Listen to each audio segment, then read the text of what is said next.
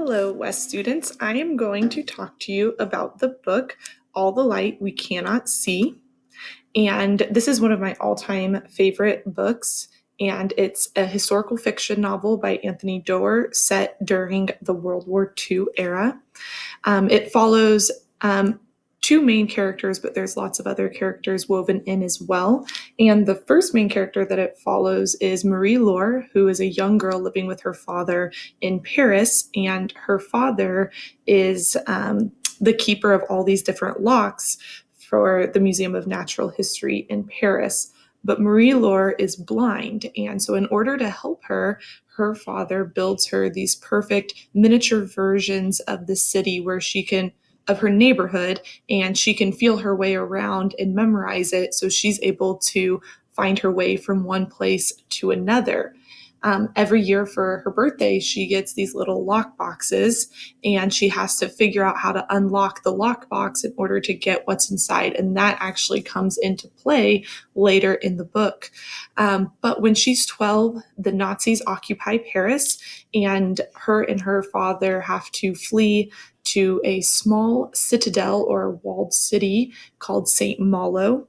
And that's an actual city, and it's on the coast of France near the English Channel. They go to live with a very reclusive great uncle, or I think maybe a great uncle who lives by the sea in this really big house.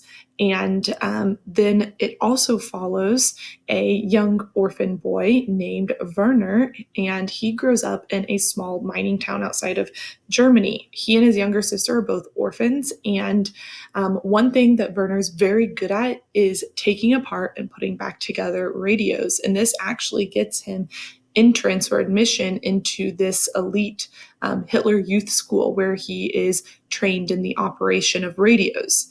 And in St. Malo, Marie Laure and Werner's stories collide. And there's a lot of different detail that go into how their stories collide. And this book is just really fascinating from um, one aspect to the other. And I like how it interweaves the different stories. So one chapter is on Marie Laure, the other chapter is on Werner. There's a couple other characters that come into play as well.